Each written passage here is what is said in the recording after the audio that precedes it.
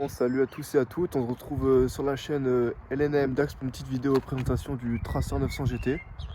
Pour commencer, on va expliquer le nom LNM Dax. Je suis d'accord, c'est un sale nom, incompréhensible, mais c'est significatif quoi. LNAM c'est pour les nordistes à moto, et Dax c'est tout simplement parce qu'en fait quand j'avais 14 ans quoi, je roulais avec un petit Dax, un Chapic pour ceux qui connaissent. Donc c'est pour ça que j'avais appelé la chaîne YouTube ainsi. Donc là je vais faire une petite vidéo pour vous présenter le Tracer que j'ai, Tracer 900 GT 2023. C'est une très bonne machine, on va pas se mentir, ça marche bien. Mais au bout d'1 an et demi, j'avoue que je me suis un peu lassé quoi. Donc c'est pour ça que là je fais une vidéo avant de la mettre en vente sur le bon coin et puis pour passer sur plus puissant quoi. Bon, on se retrouve là pour la présentation du Tracer. Donc là on est sur le coloris Icon Performance. C'est celui que je trouvais personnellement le plus beau esthétiquement.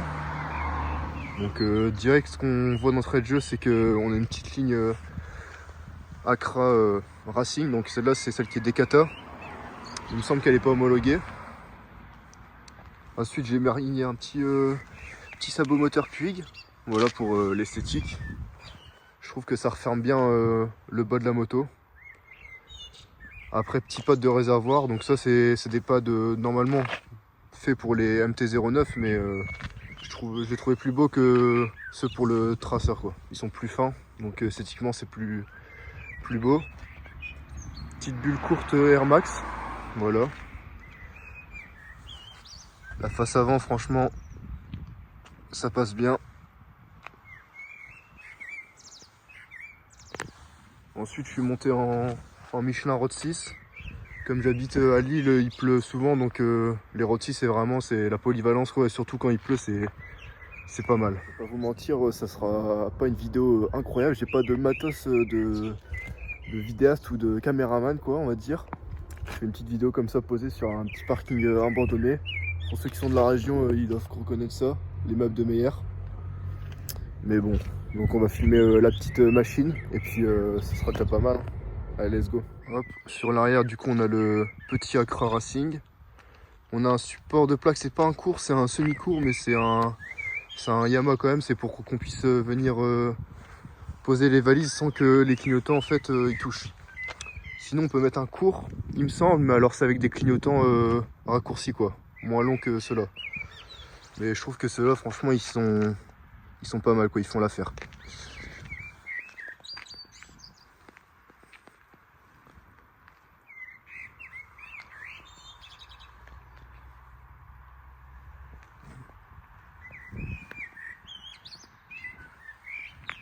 C'est vraiment une machine qui est visuellement très très beau et qui reste à un prix relativement abordable quoi.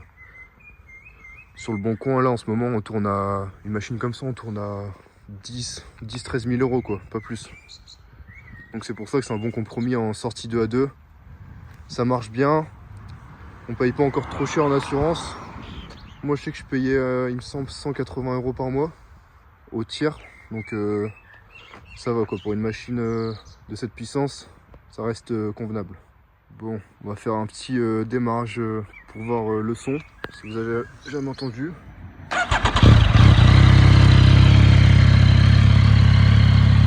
Voilà, c'est très sympa.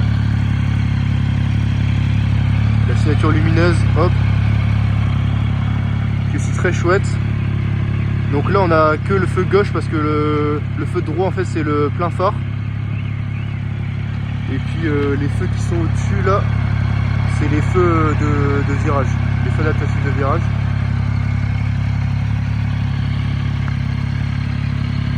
Donc franchement c'est vraiment pas mal.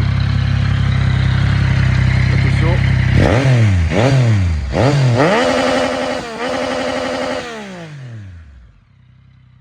Donc voilà quoi. À savoir que là je roule avec chicane, donc sans chicane c'est vraiment c'est sûr on se fait arrêter direct quoi. Bon, ici on se retrouve au niveau du poste de pilotage. Donc ça c'est ce qu'on voit quand on tape des pointes à 250. Ce qui est bien c'est qu'on a un régulateur de vitesse, poignée chauffante, selle chauffante pour ma part. Donc on est déjà bien équipé pour une moto qui reste dans un budget comme je disais plutôt raisonnable. Donc l'écran de droite il est complètement personnalisable, donc on peut mettre les informations qu'on veut. Sur celui-ci, là on est en D mode 1, donc il y a 4 modes de conduite. Ici c'est les modes de suspension, donc là je suis en 1, c'est la mode de suspension dure, qui est durcie pour pouvoir rouler vite et sur des routes en bon état. Et la 2 c'est suspension ramollie quoi. Si on, par exemple moi quand je vais dans l'île et que c'est en pavé, du coup je me mets en 2 pour que ce soit plus agréable quoi. Et là on est sur les modes, bon là c'est le mode M, c'est le mode qui est personnalisable, donc avec l'anti-wheeling désactivé tout ça. Mais en gros c'est pour toutes les assistances anti-dérapage, je sais plus comment ça s'appelle, j'avais lu dans le manuel, mais c'est pour l'anti-wheeling, les assistances quand on penche, tout ça, pour moins perdre l'arrière. Donc voilà, on a plusieurs modes, moi je roule en M. Après on a l'heure, on a le rapport engagé. Les petites flèches où il y a écrit QS, c'est pour savoir si on peut passer au shifter ou pas. Et du coup, ouais, c'est... Bon voilà, on fait un dernier petit tour de la moto, mais franchement, moi, pour les personnes qui hésitent à... Enfin, qui sont indécis pour se sectionner une moto après la passerelle, c'est vraiment une moto polyvalente, quoi. On a de la puissance, on a le confort, et puis au niveau budget, ça reste raisonnable.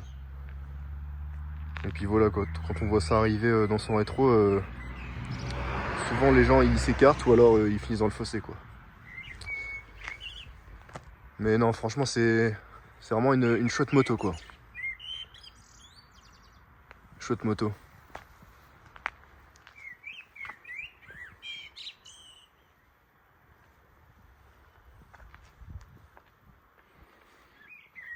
Bon je vous aurais bien filmé quand je fais des courses poursuites ou quand je fais des pointes à 240 ou quand je suis en wheeling, mais malheureusement j'ai pas de matériel de vidéo pour quand je roule. Du coup ce sera vidéo statique. Donc je vais écouter une dernière fois le bruit de ce magnifique traceur.